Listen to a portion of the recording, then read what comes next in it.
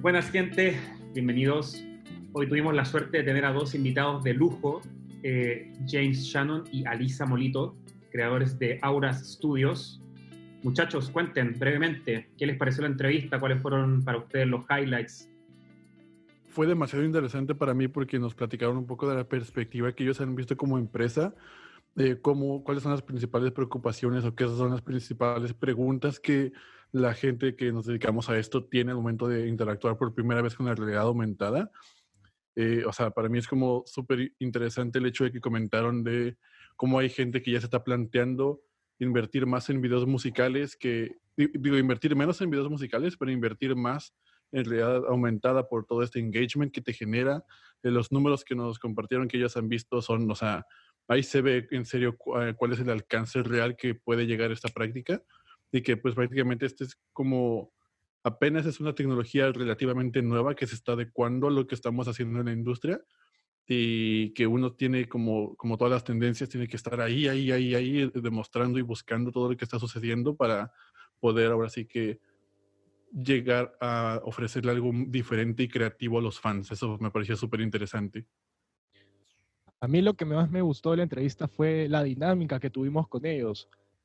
Súper buenos, súper tranquilos, nos cuentan de una forma muy completa su forma de ver la parte empresarial y la parte creativa, tanto como la parte de la realidad aumentada del negocio, y nos dan un enfoque y una visión clara de qué es lo que hacen, cómo lo hacen y cuáles son los retos que tienen hoy en día como emprendedores en esta rama que están ellos enfocados.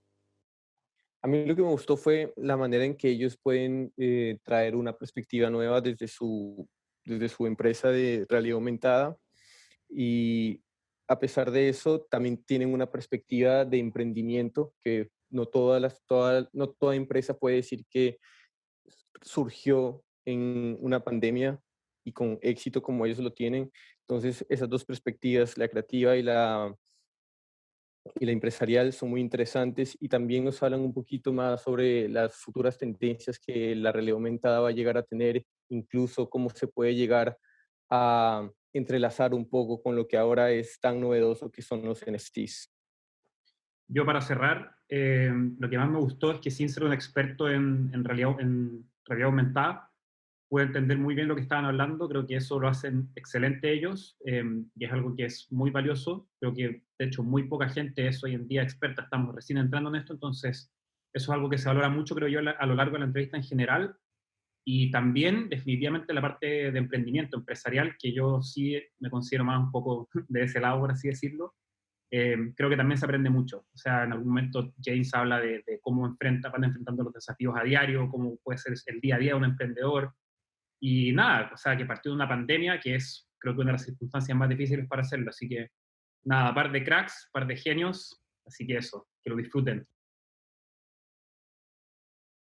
Welcome everybody to 8,000 Kilometros podcast. Today, we're very excited to have not one, but two guests in our program today. It's James Shannon and Alica Molito from Auras. Woo! Sorry, we don't have production, so we cannot put any claps. Hi, James. Hi, Alica. How are you guys doing? Hi. Very good. How are you? Well, we're great here, man. But tell me, guys, where in which part of the world are you? What are you guys doing? Well, I am in Valencia still. I remained here after studying at Berkeley, and I'm not regretting it because it's a very nice day today. Well, I have skipped off back to Canada, and I'm currently here in the freezing cold because somehow somebody has decided that it's not going to get warm in April. It's going to stay -1. So I'm very jealous of your guys' environment. Well, guys, the reason you're here today is to talk about two things, entrepreneurship and also augmented reality. But first, can you tell us, what are you guys doing currently? Sure. So currently, Alica and myself are the co-founders of Auras Studios, which is a technology company that is building augmented reality experiences for the music industry specifically. We've had a really, really fun time doing this. It's got a lot of elements to it. There's technology, there's design, there's business strategy, there's startups. So it's been really fun working with Alica on this, because obviously she is the queen of design, and I'm like okay at business, I guess. So together we make a King good of team. sales.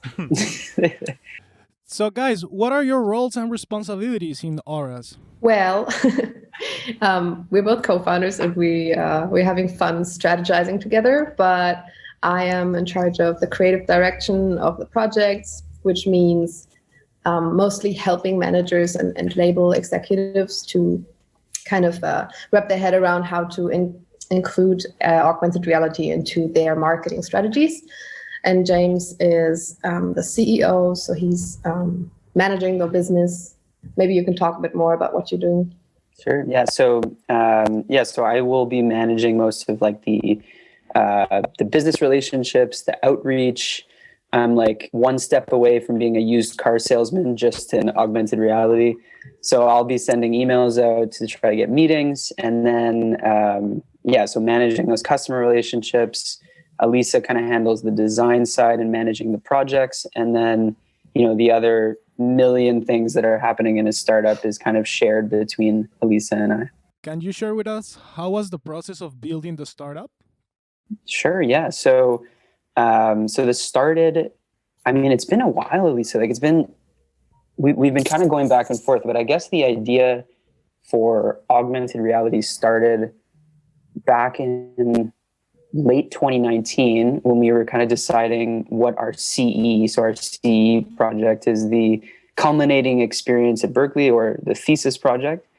And so we were kind of deciding what we would do for that. And augmented reality was a really exciting technology then, and even more so now because of everything that's happened. And so I think from day one, we were really interested in doing something in AR. I think we had a couple months where we considered doing like glasses, like building glasses, but thankfully that was shot down. That's not a good idea. And so it just kind of happened naturally. I mean, the AR for musicians, I think we started focusing on just because they had been doing augmented reality. Music has been using augmented reality, but not really in a meaningful way. They had just been using it as kind of like a piece of content that would be in a marketing campaign. And so we wanted to come in and really change that and make it something that could tell a story rather than just being a piece of content. Tell me, when you were starting this company, what were the main challenges during the pandemic, man? Because it's kind of happened at the same moment. Yeah, well, first of all, when we got like really serious with legal stuff and registration stuff, we were just about to move to different countries. So James left Valencia, sadly. I wouldn't say it was much of a challenge because we worked it out pretty well, I'd say. But of course, it would have been better to just meet in person, and then everything shut down. I guess the main challenges didn't really have to do with Corona. For us, it was quite beneficial that we could have the Zoom meetings and not have an office and just, work from home, because we could gain the trust of the clients, because everybody started like at the same playing field, because everybody, even the universal executives or something, would stay at home too. So I'm not sure if Corona was really that much of a challenge for the business itself. Yeah, I was going to say, like, if anything, I mean, obviously, like, it's been terrible, like, but for our situation to be able to work remotely and have that be kind of like normal for everyone was actually, I think, a good thing, because we've been working across time zones, across countries, and the fact that the whole world is kind of on Zoom anyways means that it's not so weird for us to kind of build a business from scratch, our laptops in our living rooms or from our couches. So in that sense, I think it was good, and that really wasn't a challenge. But and I'm happy to see that it's continuing to work. But I think it was actually really interesting at the beginning, Eric, to be honest, because I came from a sales background where I was representing a technology that I wouldn't say like was kind of like a new or novel tech. Like there were alternatives to it. There were people already using it. And so the sales process was very much like you're pushing this product onto people. You know, you're saying like, take this, like use it. This is going to be good for you. And then you're convincing people of the benefits. But for this technology, like getting it off the ground, as soon as we started reaching out to people and saying like, hey, we're doing this, here's like some of our capabilities, I found that it wasn't us convincing people that they had to use it. It was convincing people how they could use it. So the conversation was very different. It was like, we want to use this, but we don't know how, as opposed to like, use this because I'm selling it to you, if that makes sense. From that, what did you guys learn throughout the process?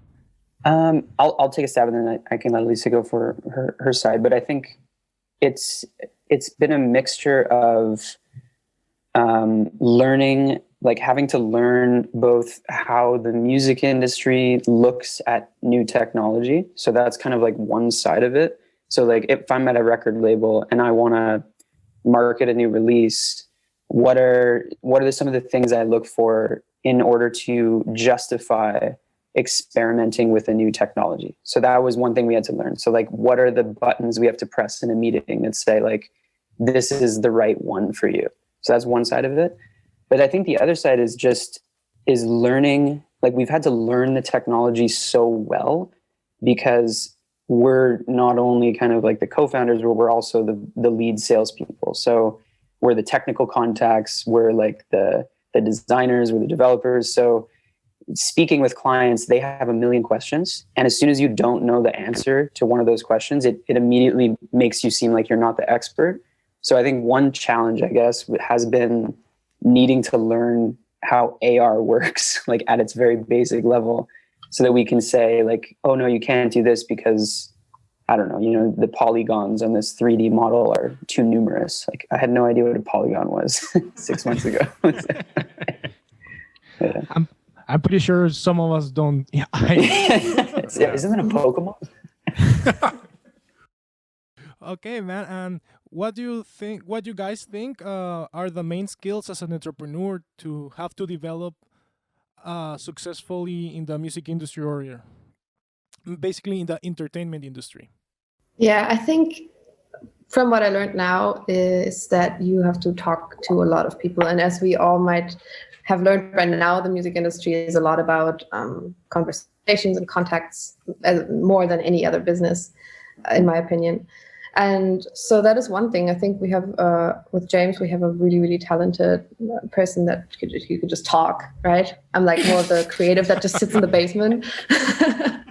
He can just talk. Just talks. No, I mean, like, yeah, he's a great person, really friendly, and also has like all the sales potential and insight. So I think that is really, really important that people just trust you, that you kind of take them by the hand and like show them you can trust me and you can take on this project with me. Yeah, that's my main thing. Yeah, sorry. Thank you. Yeah, so I think any entrepreneur will tell you that the biggest thing is just like the unknown. So not knowing, like basically everything is unclear at this time. Every life right now. Yeah, exactly. Like the entire world is unclear, but even more so for an entrepreneur going into this world, right? So you have to be really okay with waking up every morning and staring at your screen and saying like, what's happening today? You know, like what am I going to do on this keyboard today that's going to advance our business and hopefully earn us enough money to not be living on couches anymore. So like it's really challenging. And then, but at the same time, it's so cool because, you know, it's your schedule. It's your like everything. So I'd say like the first one is just being okay with the unknown and being able to build your own schedule and then set goals, right? And have like an amazing team that you can communicate these to. So having people you can say like, okay, guys, here's the week. We want to make sure we get this project in by this time. We want to hit these many contacts so that we have a chance of building something successful. So, yeah. But man, now let's go to the juicy part. Let's go to the augmented reality side and the virtual reality. I wanted to ask you guys if you could tell us what is augmented reality and virtual reality, and what are the main difference between them? Sure. So usually AR, augmented reality, and VR, virtual reality, are kind of like grouped together into this mixed reality area. And while there's a lot of similarities between them, I think the easiest way to differentiate today is by saying that augmented reality happens on your phone and virtual reality is mostly on headsets. So there's some crossover for sure, but that's like mostly how they're grouped today. Augmented reality, I guess by definition, is placing digitally rendered objects on top of the physical world. So it's the combination of both a digital and a physical space into one view. And by doing that, you have augmented reality. So it is augmenting the space around you, augmenting your reality. Okay, but you can also cross concepts, right? You can have both at the same time, or they're always separated. You can definitely have both at the same time. To be honest, like there's a lot of different definitions out there because I think the tech is just so new. But for example, there's a couple companies out there that make headsets which claim that they're producing augmented reality through the headsets. You put the headset on, and then it's, instead of creating kind of like a virtual realm or world around you, it's taking objects and placing them onto physical spaces. So that would technically be AR, but through glasses. Okay, so now that you mentioned headset, nowadays, what are the capabilities that we have with AR in the music and in the entertainment industry? So there's a bunch of different use cases. I would differentiate a little bit into the live music space and the marketing space for the music industry. So in the live music part, you could either augment concerts with augmented reality so that the fans at the concert, once concert happening again, can raise their phones and then, for example, see an object floating above the stage. I think there was a really big one at Coachella where people could see like a rocket launching on top of the crowd, so that it's just going to make the concert stand out amongst other concerts. And then there would be another use case, for example, now with the times of Corona, where the fans have to stay at home and the artist could, for example, make a concert in augmented reality. So some of them have done like a 3D model of themselves that the user can place into their living rooms using their phones, which would be another use case. And then what we do a lot is to kind of expand marketing campaigns through augmented reality. So artists can have album artwork that you can scan, and then the album artwork comes to life in a 3D space and is animated through augmented reality. Or the user could be integrated into the marketing campaign by using like a face filter, like you probably know from Snapchat or Instagram.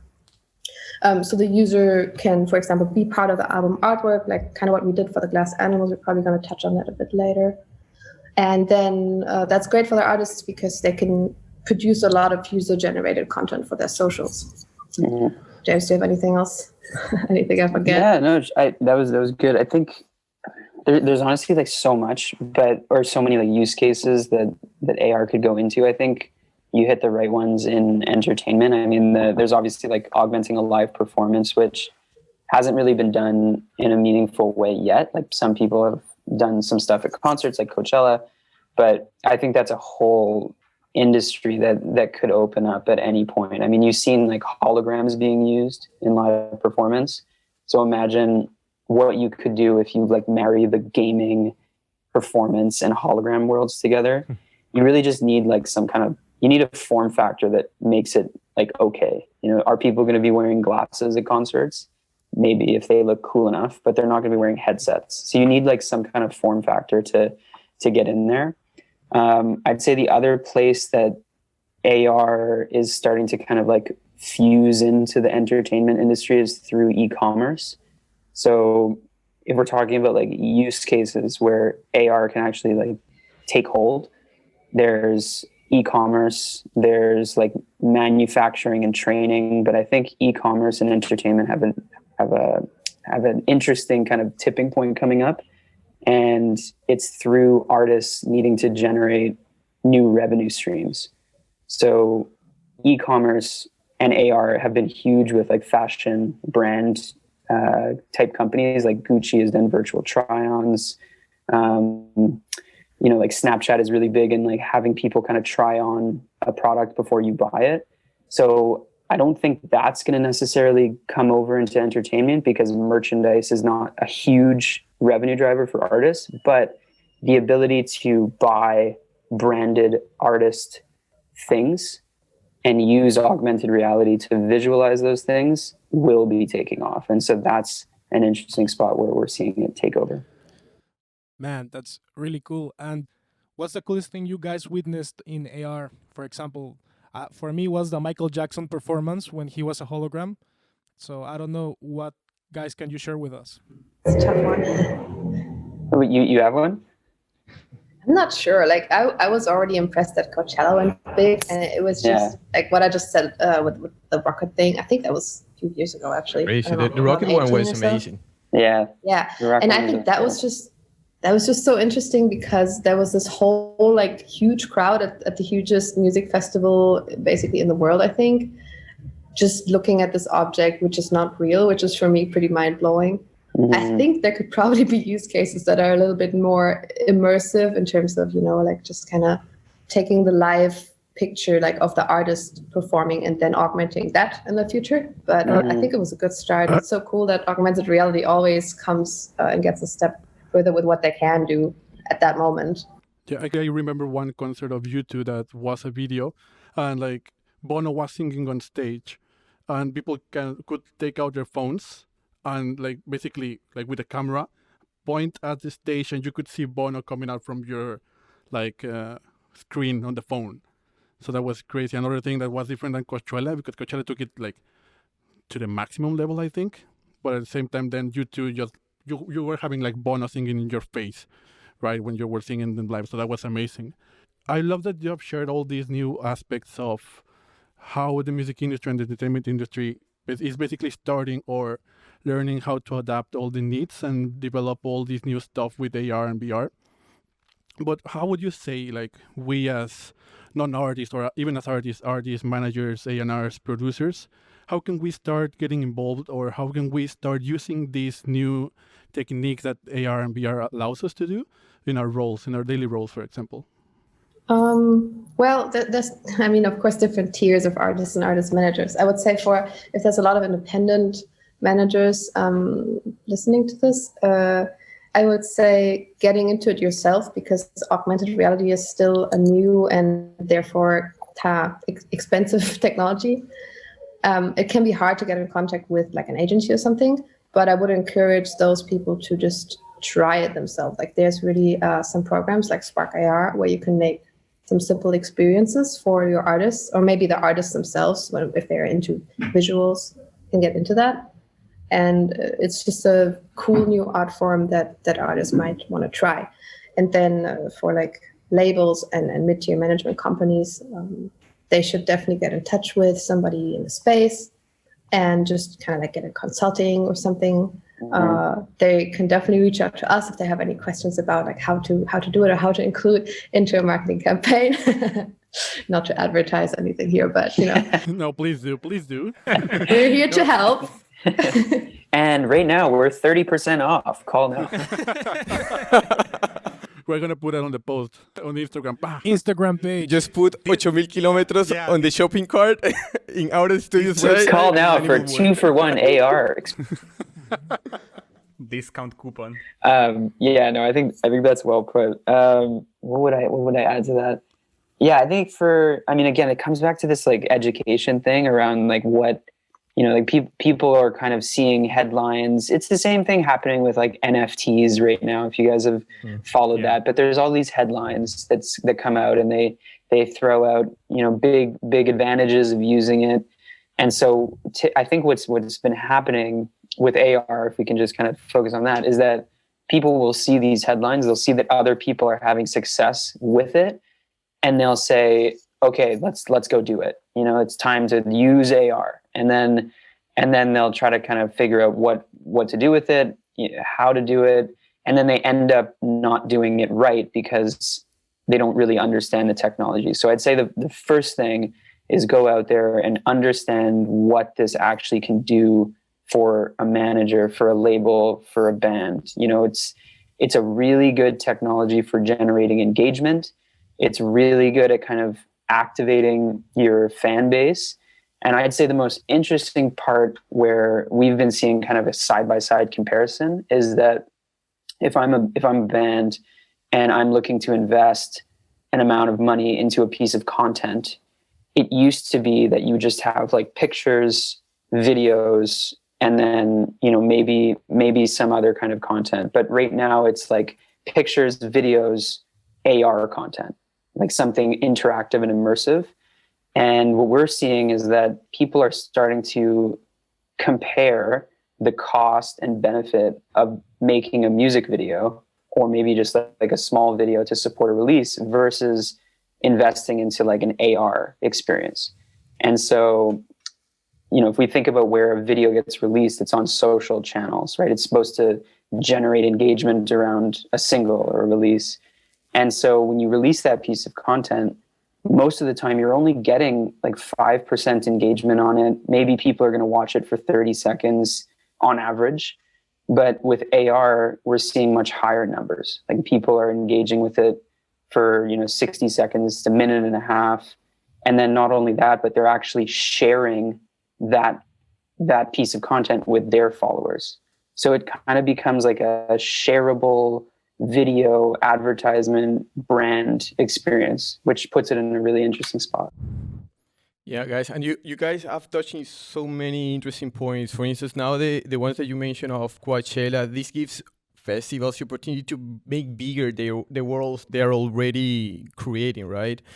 So creating a successful and viral marketing campaign like this one that you guys did with Glass Animals also has to be unique and creative so people can feel related and interact with the product, with the AR. How does your creating process work? I could jump in here. Yeah. So we have different processes for different types of filters.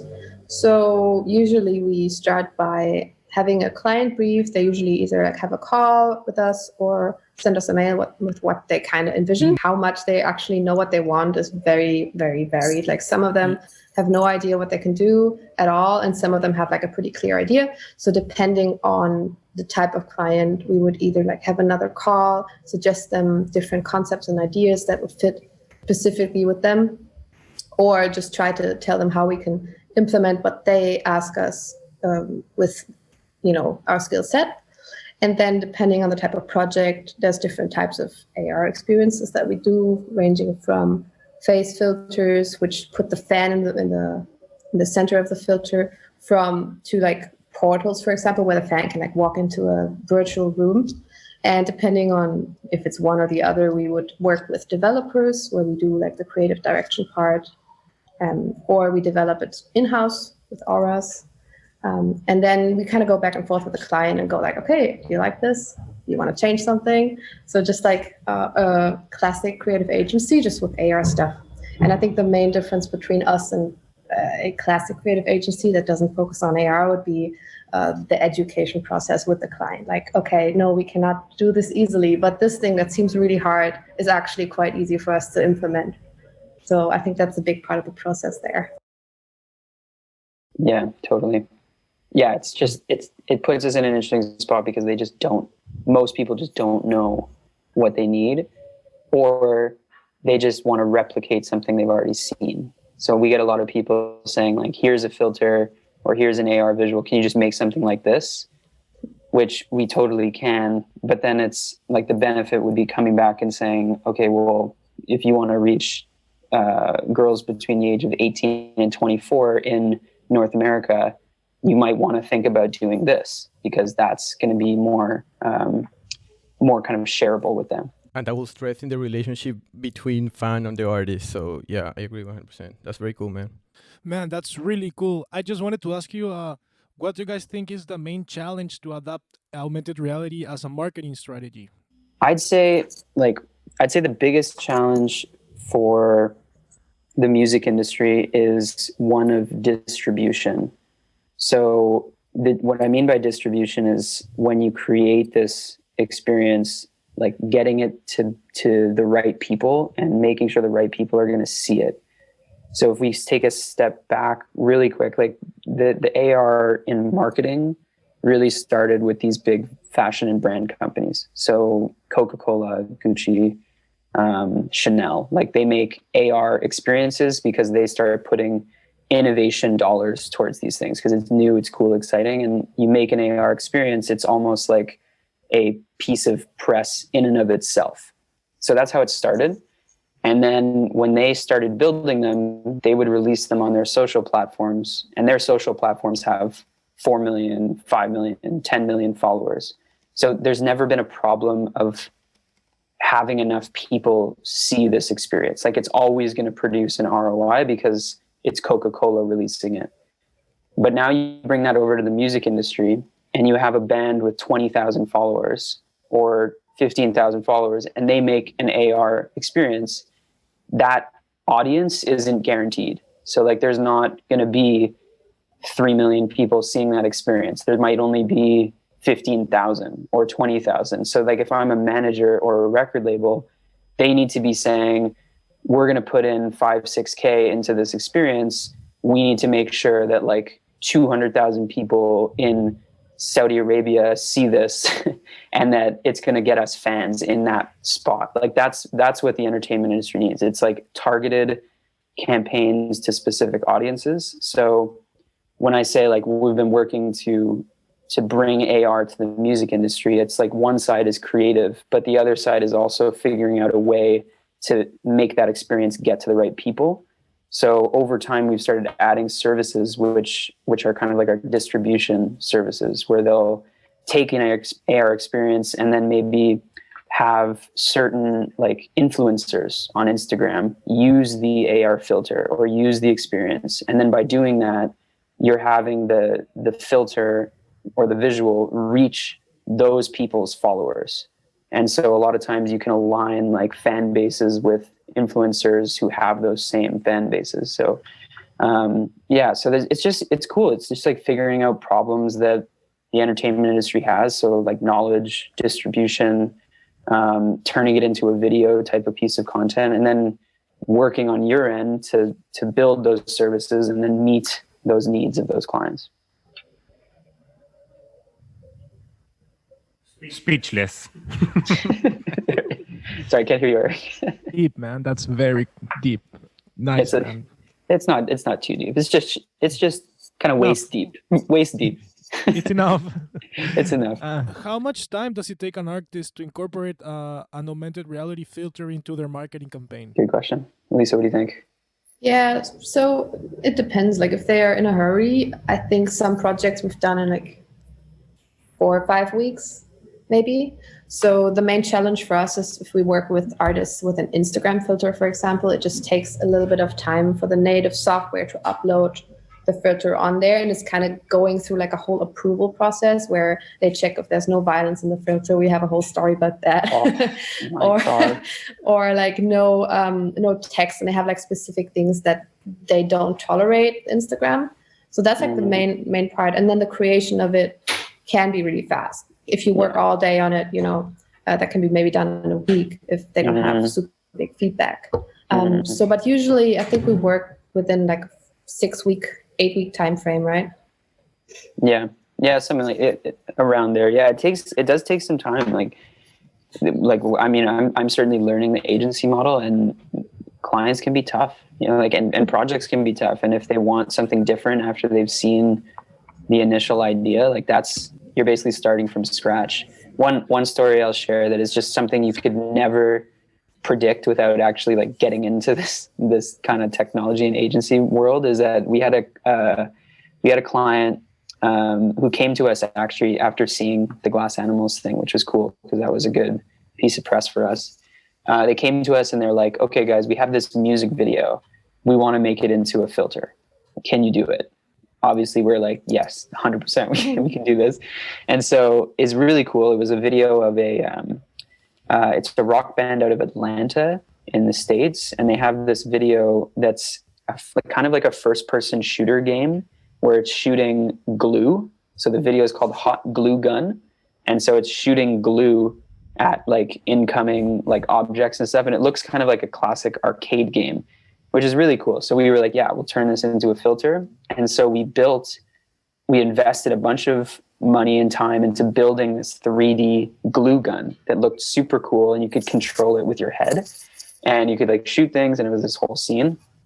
And so we're getting the client all fired up about like how cool this is and like how unique and like we've never seen something like this online before. And then we start to realize that the reason we've never seen anything like this is because Instagram doesn't allow guns in their filters. Like this is like a policy, you know, like they don't want anything sensational or violent or anything.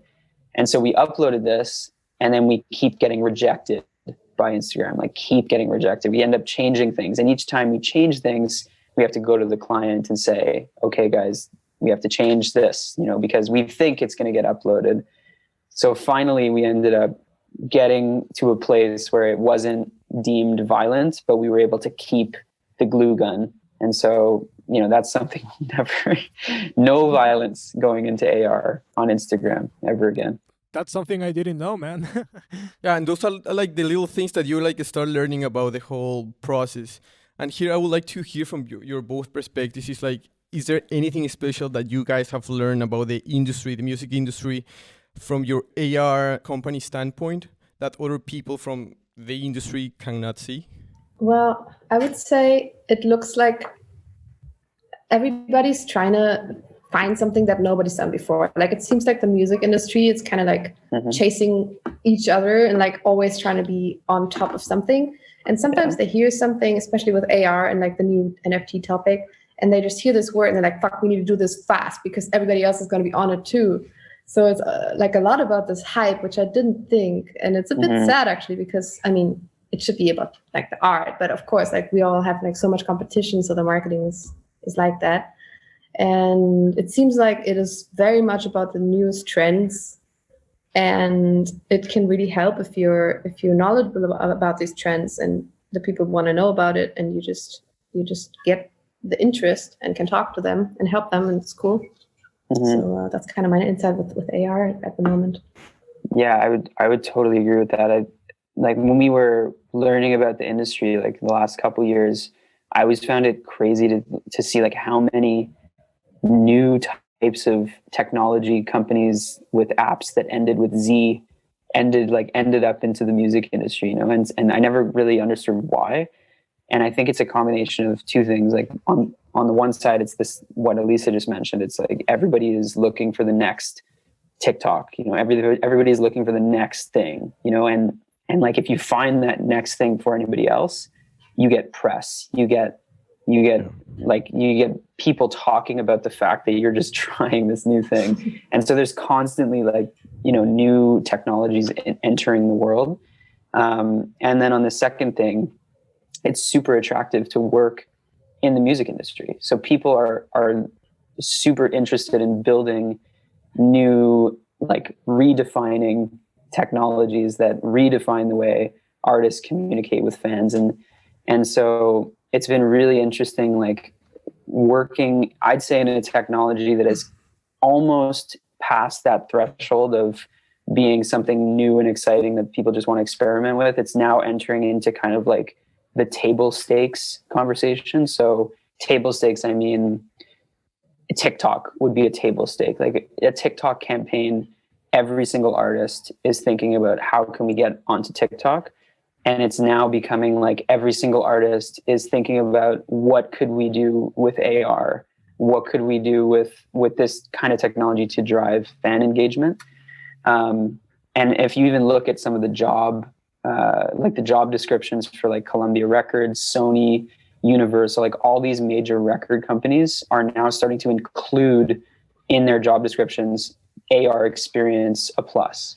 You know, like people want people who know about this tech because they want to know how they can wield it and use it. And so that's where we're operating right now. And it's been really fun. You realize that pushing interns creating AI didn't work, man.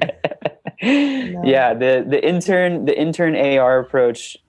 I mean, it does, like, you can get something out the door, you know, like you can make a filter. I think you have made a filter before, so like you can do it.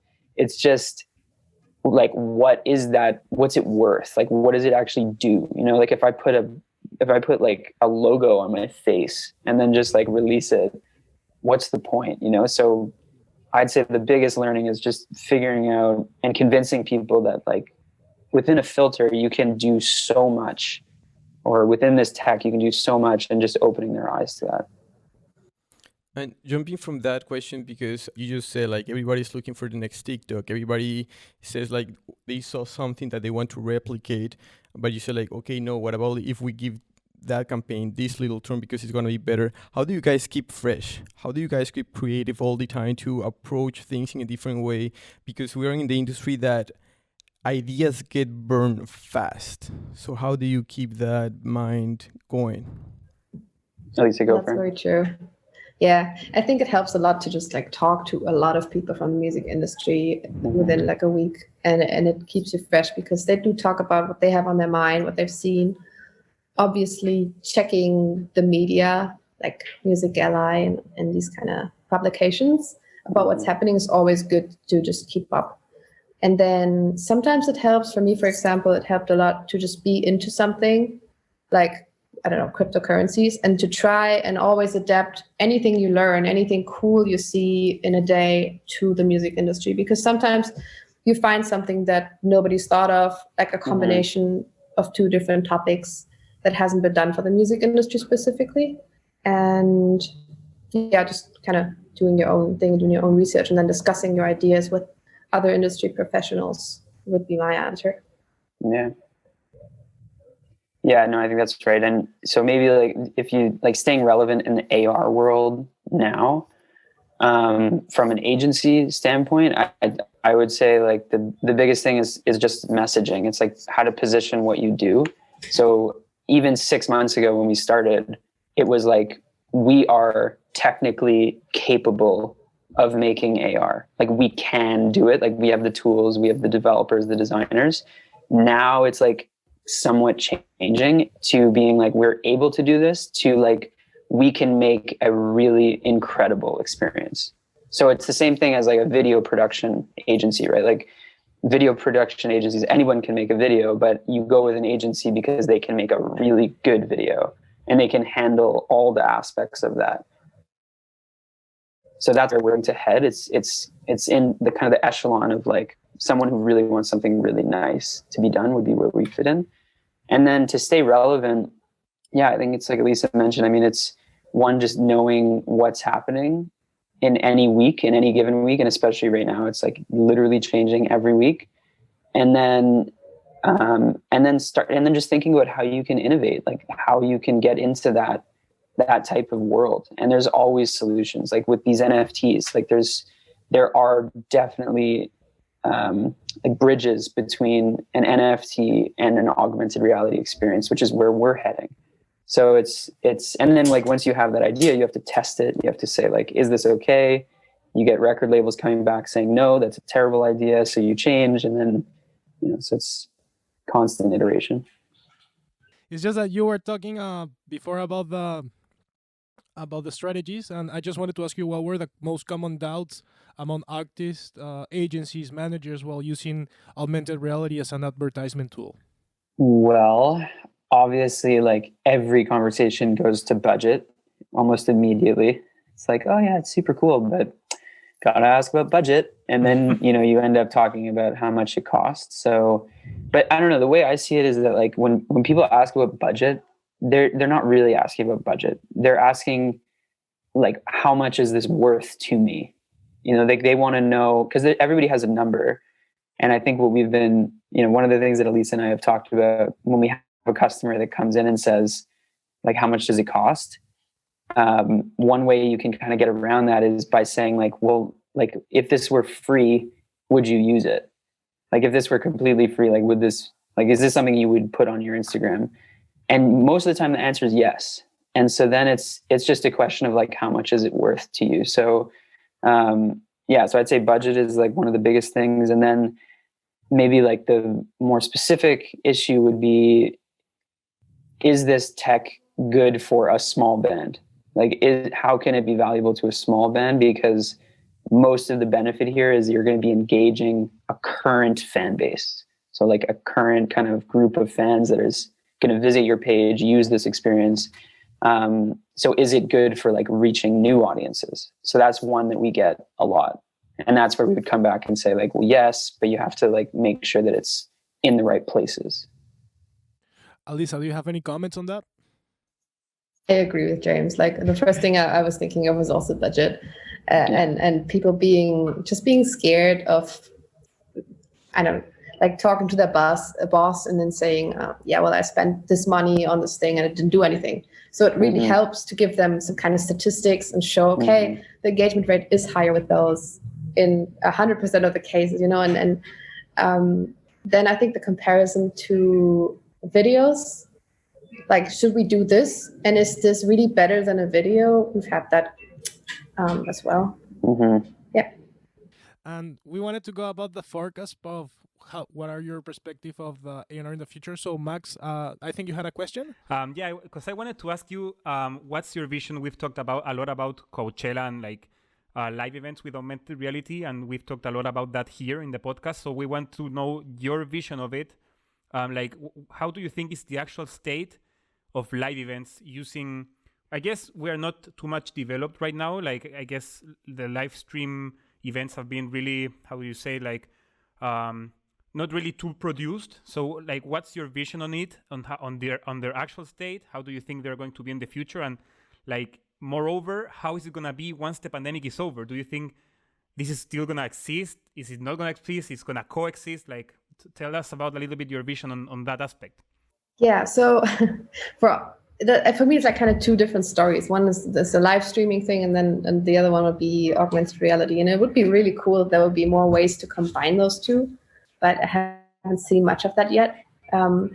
I do think that it's always going to like kind of coexist from now on, because I really like thinking that everything that happens to humanity, like a big thing like this, is not just going to be something and then it all goes back to before, but everybody learns something from it. And all the skill sets we built now, like doing live streams with the artists we work with, or having meetings on Zoom and communicating what you think, instead of communicating in person. I think that's gonna stay, but I think it's gonna change once things go back to normal, to more of, well, it's gonna maybe live stream for people in different countries. If the artist is only doing a tour in the States or something, maybe they can stream to the rest of the world.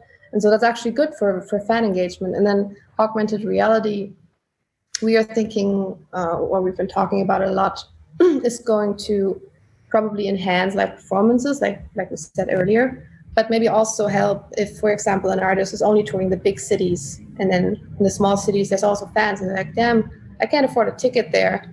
Maybe they can watch his performance in augmented reality, or the people who are there kind of use an effect so that there's more shares of this specific performance. And so I think it's definitely going to keep evolving, even if COVID is completely erased. Yeah, that's such a good point. Like, I'm in the same boat. I mean, like, we all want things to go back to normal. And so the way I think about it, first with live shows, I think when live shows come back, honestly, hopefully pretty soon, I don't think people are going to want to like augment those shows right away. You know, like the novelty of having a live performance is going to far outweigh the need to like have AR on top of it. But I think, like Alisa said, what I think about is like how, like, what benefits could be taken from what we've just seen and applied to the life that we all knew before this. And I think when it comes to technology, the main benefit is the reach. Like, you can obviously make digital experiences that reach far more people than just having a live show. So I think it's going to be the hybrid, where it's like we have the live aspect of it, but there will also be this like whole digital aspect that's going to be kind of table stakes, because it's going to reach millions and millions of people through the ways that we've been doing it for the last year. so that, and then one example of that, just kind of like in practice, is that we've been doing a lot of work with companies that used to make physical art installations. So like big, like, you know, really big kind of like city block type installations. And they would make these and invest huge amounts of money to make these physical structures. Now, obviously their business is completely upended because not only can you not do that because factories are closed, but you actually can't have people come. And so their business model has had to change to say, like, we'll make the physical structure, but we also need to partner with someone on the digital side that can recreate that structure in the 3D space so that more people can see it.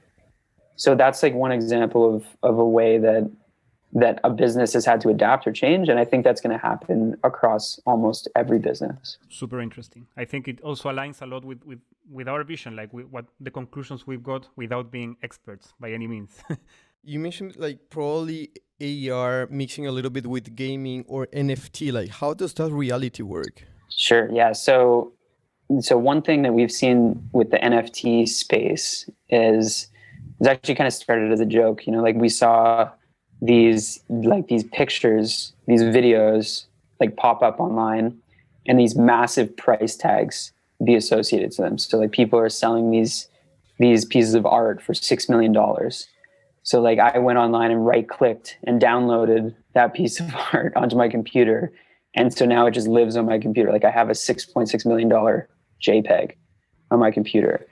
So when we started looking at that, like it's ridiculous. It doesn't make sense. And I think a lot of us are asking the same question. It's like, why are there so much value in these pieces?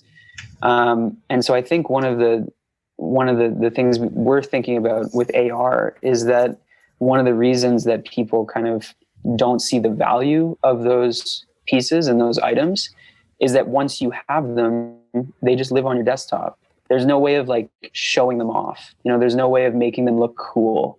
There's no way of kind of like creating a space where you can say, hey, look at me, like I own this thing or this group of things. So one way AR could start working with the NFT space is by giving people a way to show those digital objects in the real world.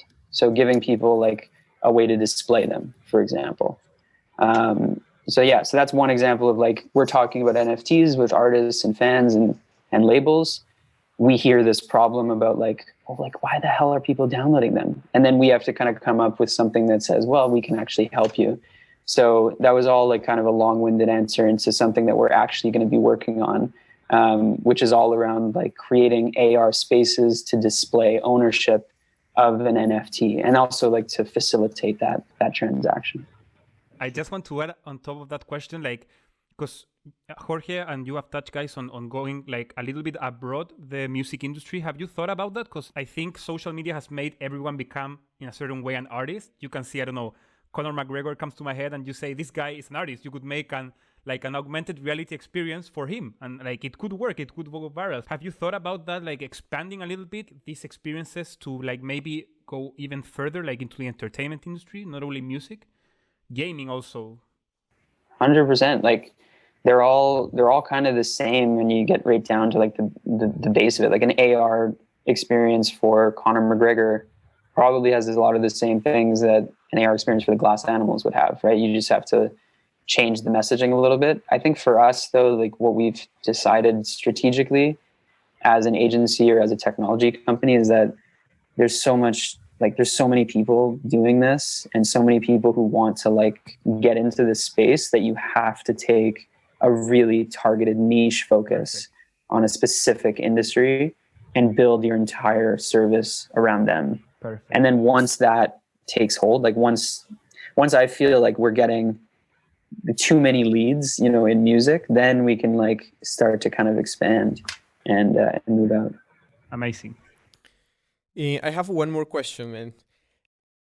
What would you suggest the client, the artist, the label has to have ready or have to consider before approaching you because they want to incorporate AR in their marketing campaign or something more? Well, a few things.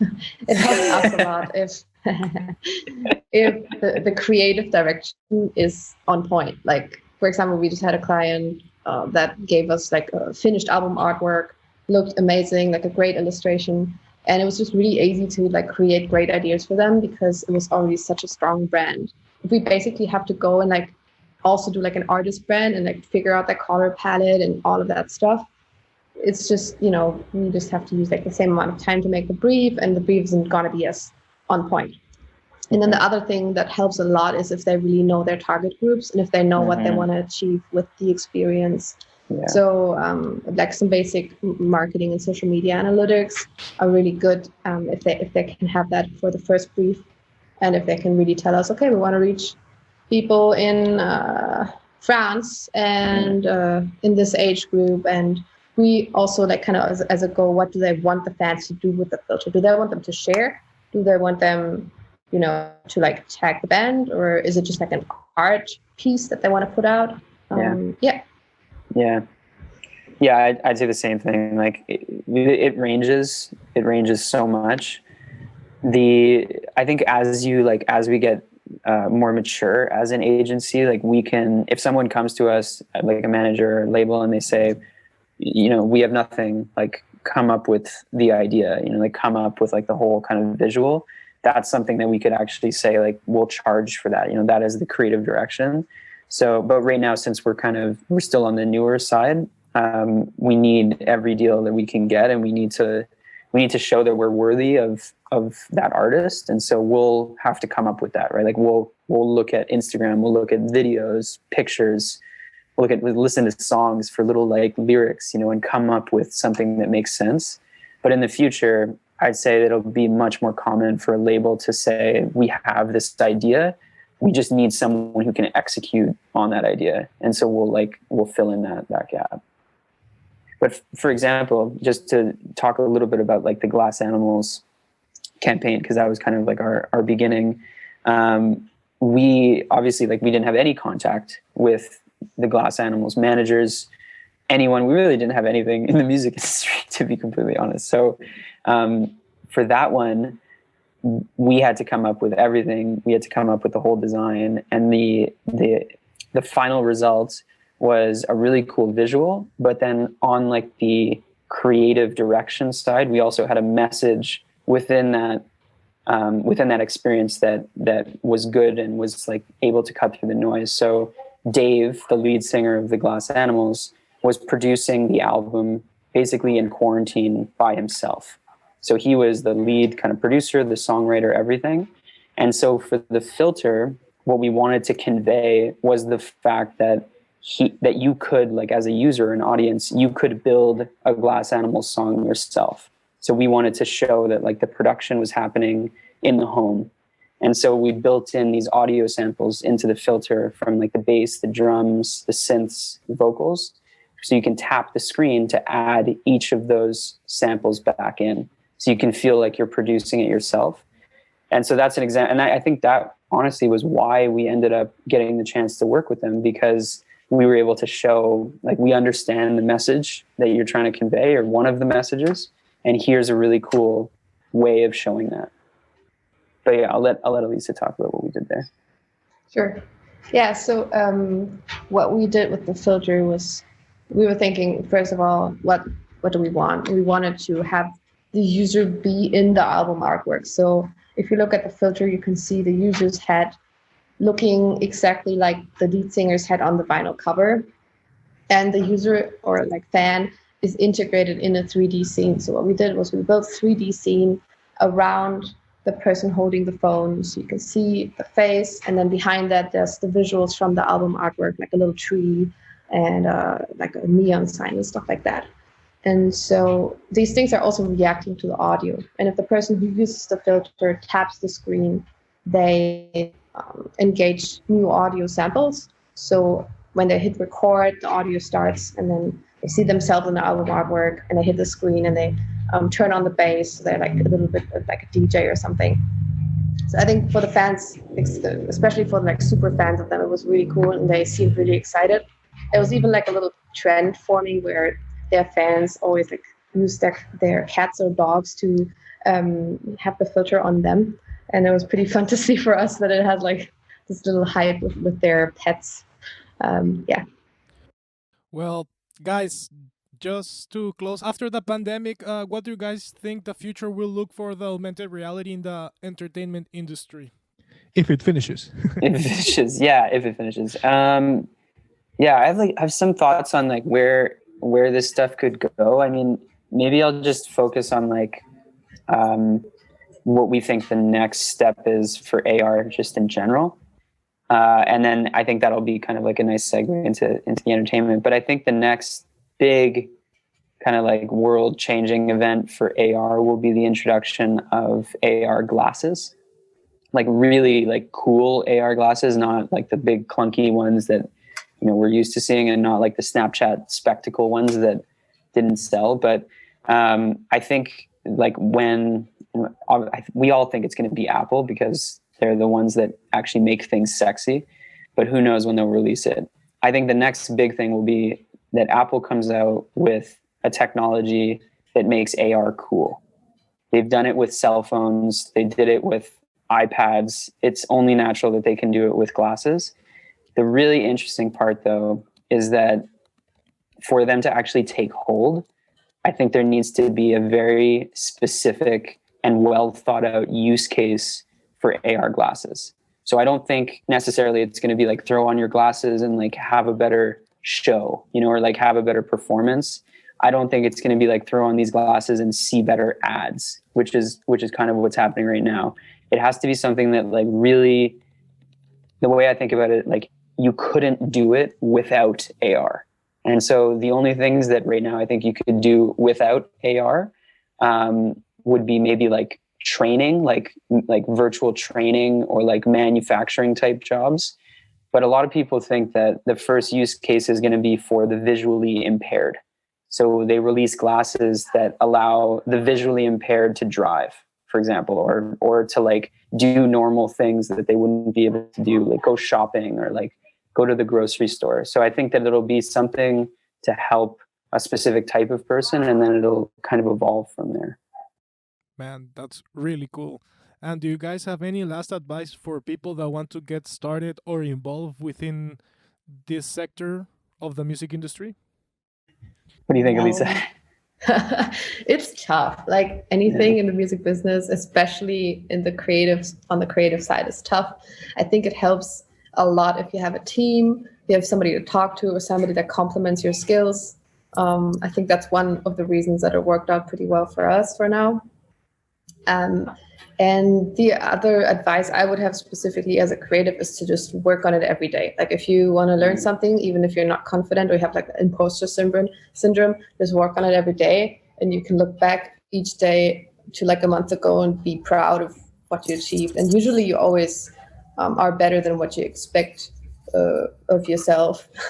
So yeah, I think that, and also like to just take care of your mental health, not overextend that, and have your goals in mind and on these kind of mindset things are, I think, more important than some people might think. And you, James?